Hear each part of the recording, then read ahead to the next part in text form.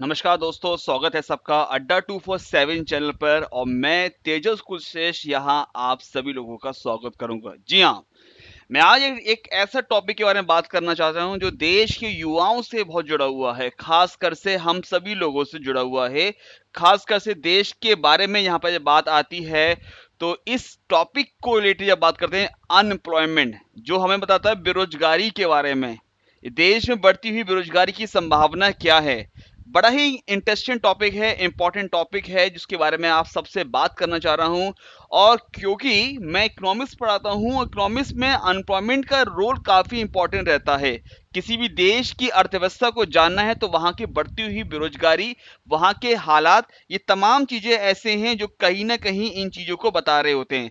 मैं सभी से जानना चाहता हूं, क्या आपको मेरी आवाज आ रही है? जो लोग मेरे को सुन पा रहे हैं, मेरा उन सबसे अनुरोध है कि आप लोगों को मेरी आवाज आ रही है, क्योंकि आज मैं जो बात करना चाह रहा हूं वो देश के बेरोजगार लोगों के बारे के दर्द के छुपे हुए बात करना चाहता हूं। अक्सर हम बोलते हैं बेरोजगारी। जी हाँ, अखबारों में, किताबों में बहुत जगह पढ़ते हैं, मैगजीन में पढ़ते हैं कि देश में बेरोजगारी दिन प्रतिदिन बढ़ती जा रही है। लेकिन उसके कारण क्या हैं, हमें यह भी समझना पड़ेगा। बेरोजगारी क्यों बढ़ रही है, और अगर बेरोजगारी बढ़ रही है तो उसकी अर्थव्यवस्था पर या फिर इकोनॉमी पर उसका असर क्या पड़ने वाला है। इन सभी पहलू पर हम बात करेंगे आप सभी लोगों से। हम बात करेंगे डिटेल में। हम बात करेंगे कि देश में बढ़ती हुई बेरोजगारी और कितने तरह तरह की अलग अलग बेरोजगारियां होती हैं हमारे देश के अंदर। उन तमाम पहलू पर हम यहां पर बात करेंगे। जी हाँ, हम बात करेंगे कि किस तरीके से देश के अंदर जो बेरोजगारी की बात हम करते हैं, अनएम्प्लॉयमेंट की जब हम बात करते हैं, उसमें कैसे क्या क्या रोल होता है, खासकर से हमारे देश की अर्थव्यवस्था के लिए या फिर इकोनॉमी के लिए। So guys, we are talking about the employment part.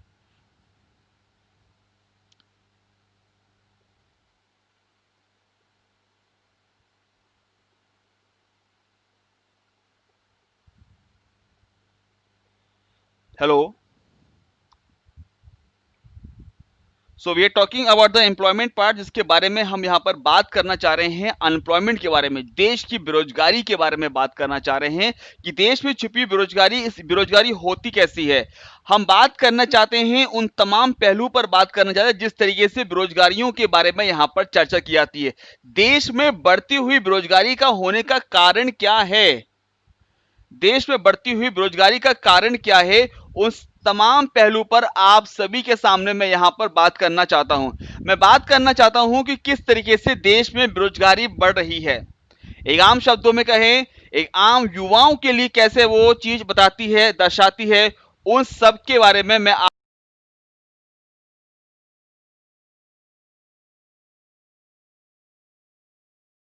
रोजगारी की बात करते हैं। जैसे हम बात करते हैं देश में रोजगारों की बात करते हैं, वैसी ही ये बेरोजगारी के शब्द भी हमारे लिए जुड़ता है यहाँ पे।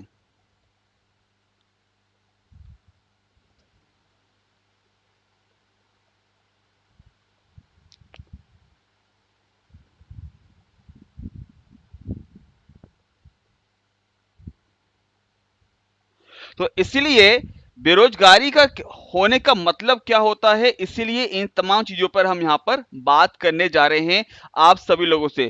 क्या आपको मेरी आवाज पहुंच रही है? क्या आपको मेरी आवाज पहुंच रही है यहाँ पे? यस और नो?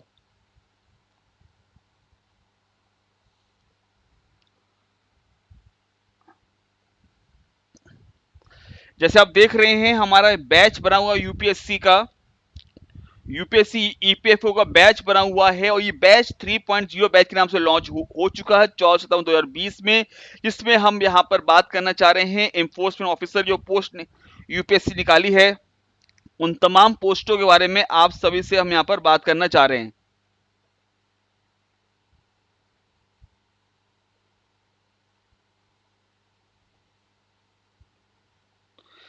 तो जैसे आप देख रहे हैं कि इन्फोर्समेंट ऑफिसर की पोस्ट की आवाज, जी हाँ, आवाज आ रही है मेरी सबको यहाँ पे?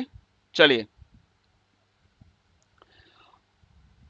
तो जब हम बात करने जा रहे हैं, खासकर से ये बैच आपका लॉन्च हो चुका है और इसके लिए हम ईपीएफओ बैच लॉन्च हो चुका है इन्फोर्समेंट ऑफिसर का, जो 12 से 2 और शाम को 7 से 9 क्लासेस आपकी हो रही हैं मंडे टू सैटरडे। जो लोग इंटरेस्टेड हैं, जो लोग जिन्होंने फॉर्म भरा है अभी तक, वो कोर्स तैयारी सोच रहे हैं, तो पूरी टीम आपके साथ है, यहाँ पे बात कर सकते हैं। मैं खुद यहाँ पर आपको पढ़ाता हूँ, इकोनॉमिक्स पढ़ाता हूँ, और क्लासेस यहाँ पे डेली क्लासेस आपकी हो रही हैं, पता होगा इसके बारे में। Niranjan ji, okay okay. So guys, are you getting my voice properly? क्या आपको मेरी आवाज आ रही है?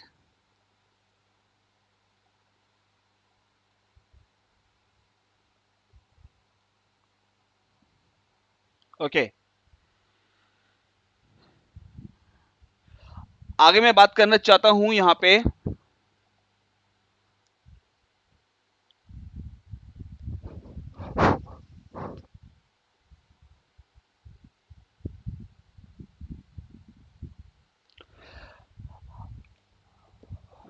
ओके, सो ये तो बात थी बैच के बारे में। अब हम बात करेंगे देश के बेरोजगारी के बारे में। एक ऐसा इंपॉर्टेंट टॉपिक है जहां पर हम बेरोजगारी के बारे में बात करें। प्राइस बहुत कम है, मेरे ख्याल से वन, अगर आप प्राइस की बात करें, बहुत कम प्राइस में आपको 2000 के अंदर आपको ये बैच अवेल हो जाएगा। बहुत कम प्राइस में यहाँ पर अवेल आपको कराया है। ओके जी, चलिए कोई बात नहीं। सो जैसे हम देख रहे हैं यहाँ पर,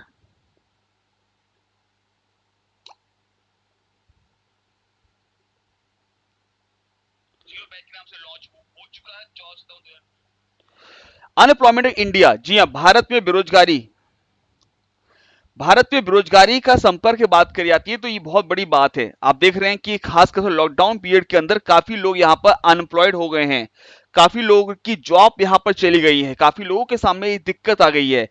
इसकी कंडीशन क्या क्या होती हैं, ये क्या क्या चीजें दर्शाती हैं?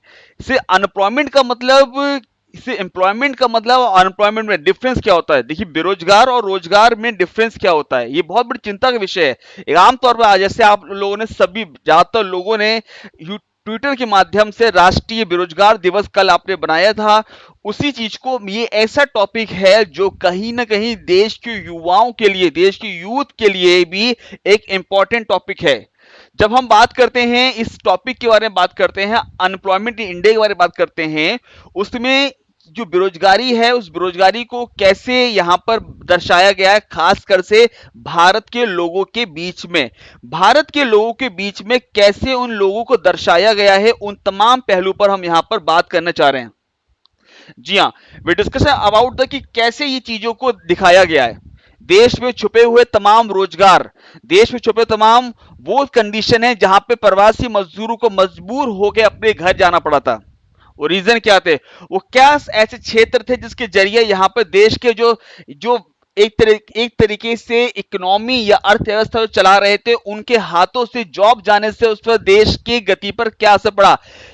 ये आंकड़ा बताता है, ये आंकड़ा बताता है कि जब भारत के अंदर -23.9 जीडीपी का क्वार्टर यहां पर आता है, तो हमें देश की अर्थव्यवस्था के बारे में चिंतित करता है, चिंतित करता है आने वाले उन तमाम योजनाओं से जरिए, चिंता करता है होने वाले तमाम विकास कार्यों के प्रति, चिंता करता है भारत में आने वाले निवेश के प्रति, चिंता करता है देश में युवाओं के आने वाले जो युवा पीढ़ी है, जो नया युवा पीढ़ी जुड़ने जा रही है, उनको देश में रोजगार मिलेगा या नहीं मिलेगा। Good evening everyone, good evening everyone.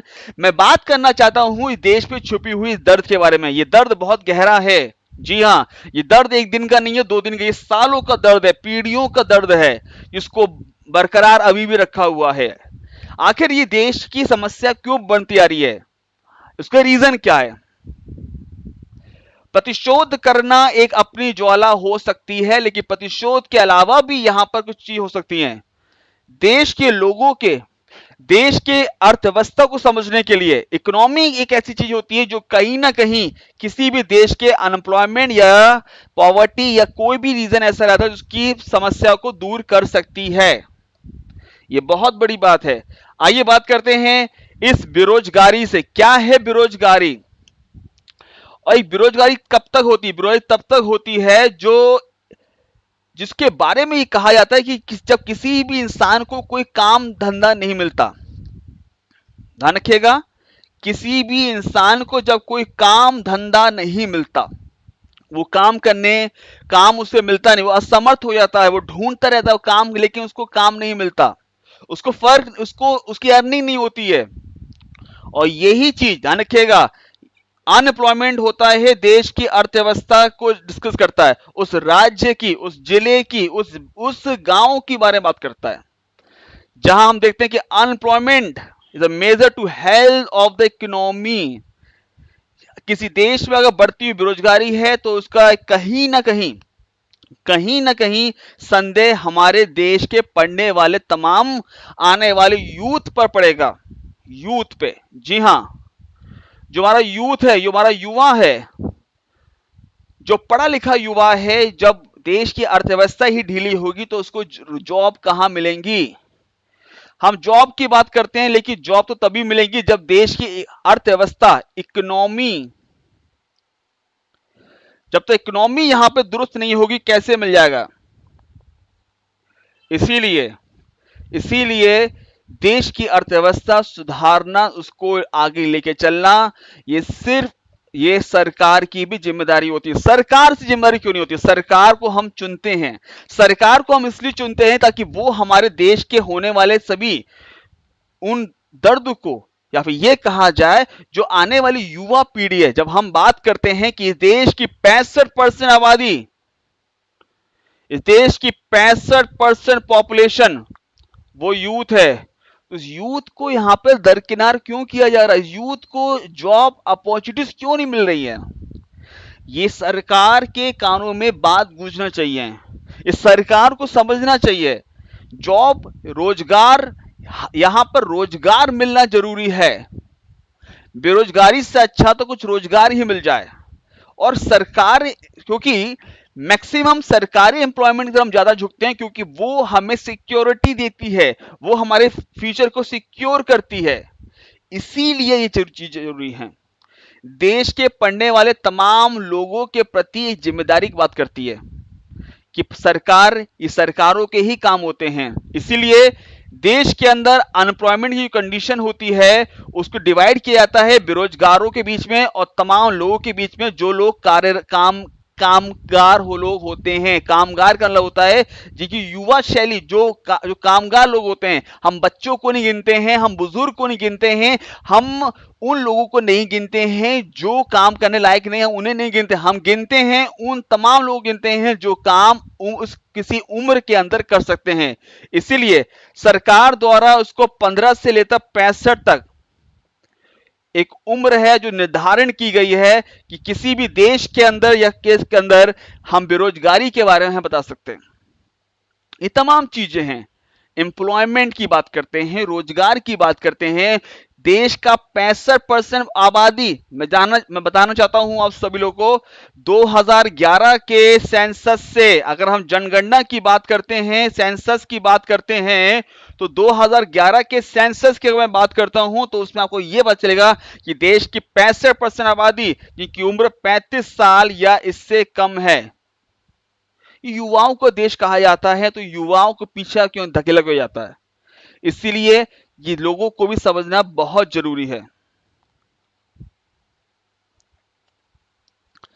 अब बात करना चाहूंगा कि हमारे देश में कितने तरह की बेरोजगारी होती है, ये जानना बहुत जरूरी है। हम लोग बेरोजगारी को बात करते रहते हैं, लेकिन हमें यह भी जानना बहुत जरूरी है कि हमारे देश में कितने तरह तरह की बेरोजगारियां होती हैं। बेरोजगारी तो हमने बहुत सुन ली, कितने तरह की बेरोजगारी होती है। क्या आपको मेरी आवाज समझ में आ रही है? जितने लोग जुड़े हुए हैं उनको मेरी आवाज समझ में आ रही है? यस और नो?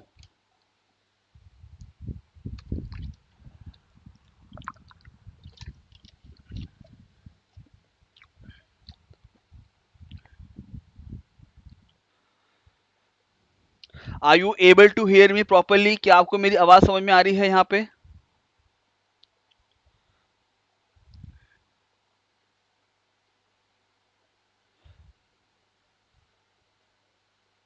ओके, सो बेरोजगारों की बात करते हैं, देश के रोजगारों की बात करते हैं, तो कितने टाइप की बेरोजगारी होती है ये भी जानना जरूरी है। सबसे पहले आपका आता है डिस्गाइज अनएम्प्लॉयमेंट। ये डिस्गाइज अनएम्प्लॉयमेंट क्या होता है ये समझिएगा। इसको समझिएगा, इसका मतलब क्या होता है, जिसको हम हिंदी में बोलते हैं प्रच्छन्न बेरोजगारी बोलते हैं, ये भी बेरोजगारी का हिस्सा है। ये भी बेरोजगारी का हिस्सा है, जिसको हम क्या बोलते हैं, डिस्गाइज अनएम्प्लॉयमेंट। क्या होता है इसमें, इसमें होता क्या है कि ऐसी घटना जिसमें हम लोगों को रोजगार तो दे रहे हैं लेकिन आउटपुट बहुत कम आ रहा है, आउटपुट जीरो के बराबर है, या फिर ये कहा जाए किसी को हटाने से उस पर कोई भी असर नहीं पड़ने जा रहा। कहने मतलब ये है कि मान लीजिए किसी कंपनी में 10 बंदे काम कर रहे थे। इसको समझिएगा, किसी कंपनी के अंदर लगभग 10 जो लोग हैं, वो करीब 10 लोग जो हैं वो काम कर रहे थे।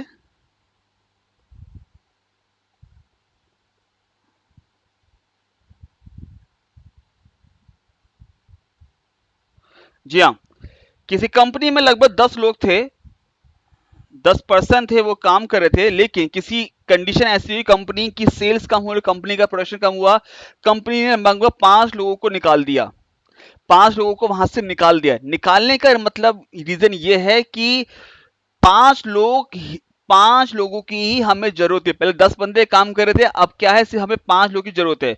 तब भी प्रोडक्शन उतनी ही हो रही, तब भी काम उतना हो रहा है, मतलब प्रोडक्टिविटी में सेम आ रही है, प्रोडक्टिविटी सेम हो रही है। इसका मतलब यह है कहीं ना कहीं वो बेरोजगारी, छुपी हुई बेरोजगारी हमें यहाँ पे दर्शा रही है। बेरोजगारी के कई सारे कारण होते हैं, इसमें एक बेरोजगारी कारण नहीं होते हैं, बेरोजगारी कई तरीके होती है। मतलब एक ऐसा फिनोमेना होता है जहां पर लोगों को रोजगार दिया भी जाता है, पर मुख्य रूप से वास्तव में उन लोगों की रोजगार की जरूरतें होती हैं। इसलिए हम यहां पर बात कर रहे हैं डिस्गाइज अनएम्प्लॉयमेंट। अगला है सीजनल अनएम्प्लॉयमेंट। सीजनल क्या होता है, समय के अनुसार, ध्यान रखिएगा, समय के अनुसार ही उन लोगों को यहां पर काम काज दिया जाता है कि अगर समय होगा तो उन्हें हम काम देंगे, समय होगा तो उनको हम काम छीन लेंगे। जैसे हमारा एग्रीकल्चर, जो कृषि है, जो किसान है, उसको सिर्फ जब खेती का टाइम आता है, जब हार्वेस्टिंग का टाइम आता है, जब उसको कटाई का, तभी उसको काम मिलता है, उसके अलावा उसको काम नहीं मिलता है। ऐसे बेरोजगारी को हम क्या बोलते हैं, मौसमी बेरोजगारी के नाम से उसको यहां पर कहा जाता है। इसके साथ साथ अगला आता है स्ट्रक्चर अनएम्प्लॉयमेंट, इसको बोलते हैं संरचनात्मक बेरोजगारी। जब मैं स्ट्रक्चर अनएम्प्लॉयमेंट की बात करता हूं, संरचनात्मक बेरोजगारी की बात करता हूं, तो वहां पर हमें क्या दर्शाने को मिलता है, वहां पता चलता है कि यहां पर मार्केट में मार्केट में हमें किस चीज की रिक्वायरमेंट है और हम किसको हम रख रहे हैं और बाजार में क्या चीज अवेलेबल है। समझिएगा मेरी बात को। स्ट्रक्चर बात करता है कि जो अपने आप को अपडेट नहीं कर पाता है समय के हिसाब से। जैसे, नहीं समझ में आ रहा है, अभी बताता हूं आपको। सीजनल क्या होता है, इसको समझिएगा। सीजनल होता है जब सीजनल का मतलब होता है जब किसी व्यक्ति को, इसको बात को समझिएगा मैं क्या कहना चाह रहा हूं, जब किसी व्यक्ति को काम मिलता है सिर्फ सीजन के आधार पर, मतलब वो 12 महीने काम नहीं करता है, वो कुछ ही समय काम करता है। जैसे जैसे मैंने आपसे कहा कैटरिंग सर्विसेज, आपकी जो कैटरिंग सर्विसेज हैं, कैटरिंग है, एग्रीकल्चर सेक्टर है, कृषि क्षेत्र है। अब कृषि क्षेत्र में क्या होता है, कुछ महीने काम होता है, कुछ महीने काम नहीं होता है। तो उन सभी लोगों को हम क्या बोलते हैं, मौसम, मतलब मौसम के हिसाब से ही उनकी हमें रिक्वायरमेंट होती है, फिर हमें रिक्वायरमेंट उनकी नहीं होती है। इसके अलावा इसके अलावा और अगर बात करता हूं तो वो आता है आपका स्ट्रक्चर अनएम्प्लॉयमेंट। स्ट्रक्चर में क्या होता है, इसको थोड़ा समझना, मैं क्या कहना चाह रहा हूं स्ट्रक्चर अनएम्प्लॉयमेंट में। इसमें ये होता है कि जो व्यक्ति अपने आप को अपडेट नहीं कर पाता समय के अनुसार। जैसे मान के चलिए कि आजकल क्या है कि लैपटॉप या पीसी, ठीक है, पर्सनल कंप्यूटर, वही लोग आजकल मार्केट देख रहे हैं।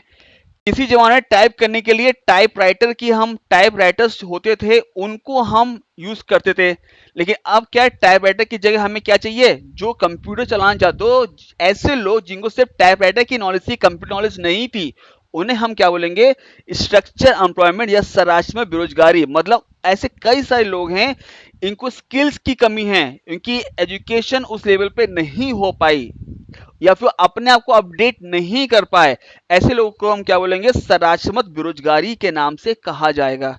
समझ में आ रहा है सभी लोगों को बेरोजगारी के बारे में। ये अलग अलग बेरोजगारियां हैं, ऐसा नहीं कि बेरोजगारी से एक ही कैटेगरी गवर्नमेंट बेरोजगारी है, इसके अलावा भी अलग अलग बेरोजगारी है हमारे देश के अंदर। हमारे देश के अंदर अलग अलग बेरोजगारियां यहां पर छुपी हुई हैं, जिसको समझने की बात समझना चाहिए हमें।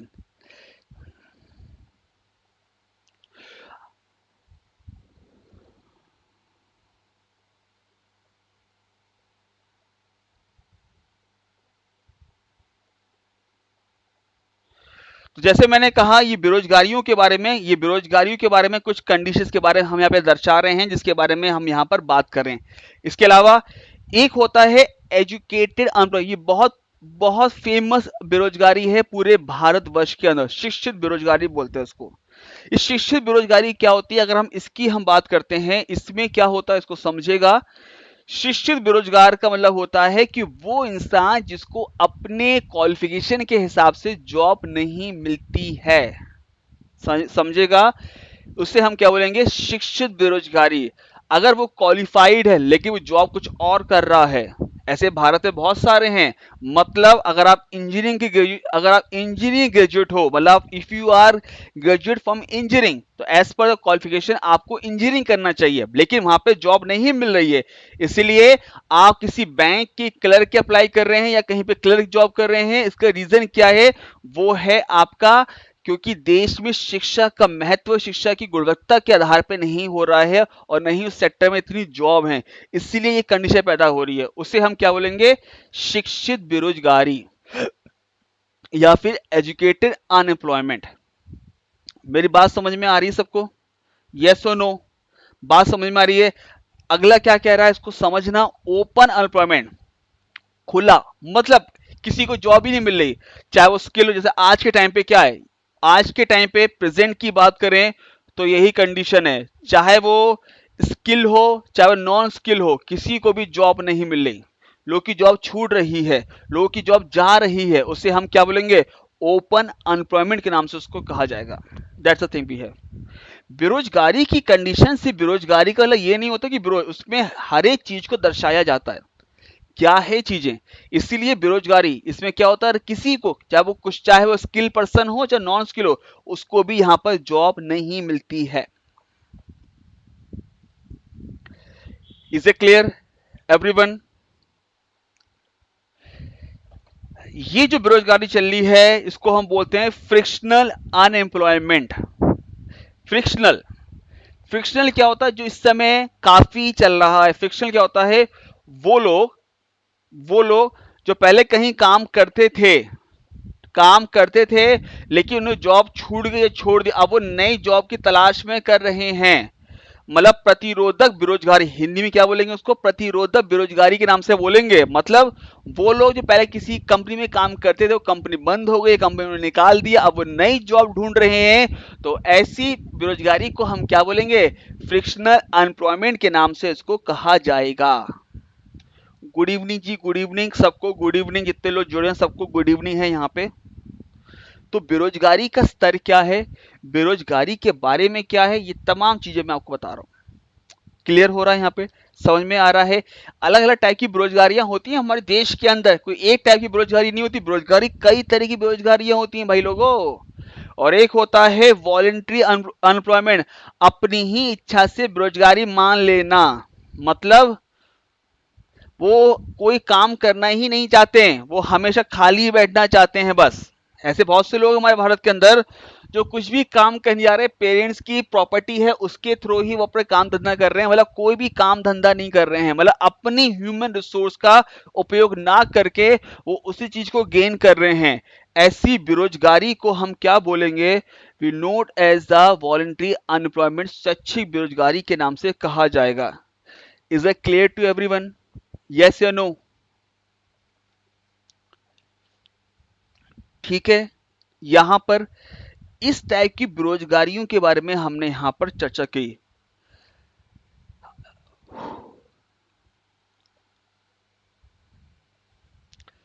अगला है वनरेबल एम्प्लॉयमेंट, कमजोर रोजगार या कमजोर बेरोजगार, इसको भी बेरोजगारी के तहत रखा गया है। ये क्या होता है, ऐसे लोग जो काम तो कर लेकिन इनका कोई रिकॉर्ड नहीं होता है।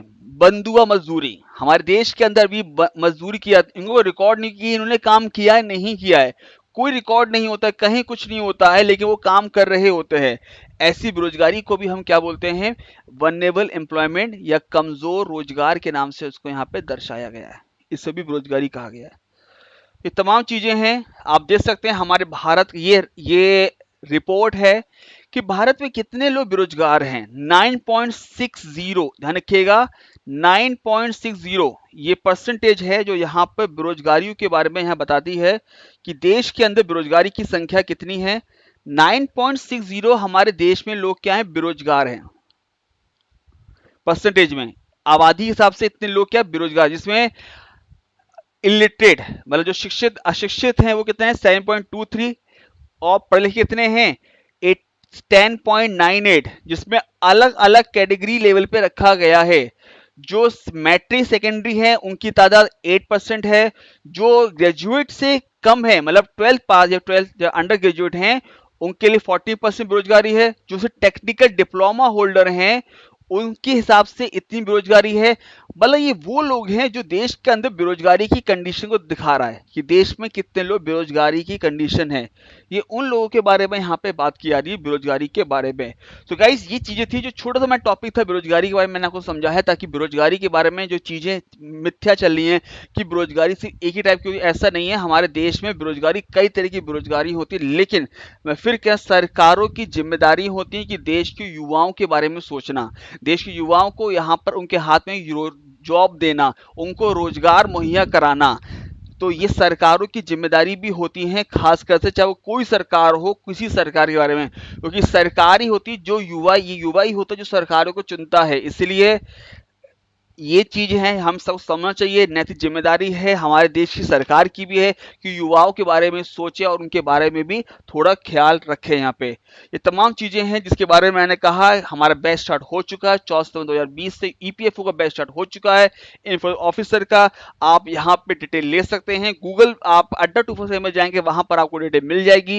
ये तमाम चीजें हैं जिस सब के बारे में मैंने आपको यहाँ पर बताया और दर्शाया। Thank you so much everyone. यहाँ पर हम एंड करते हैं, छोटा टॉपिक था जो मैंने आपको बताया इन सब के बारे में। Thank you so much.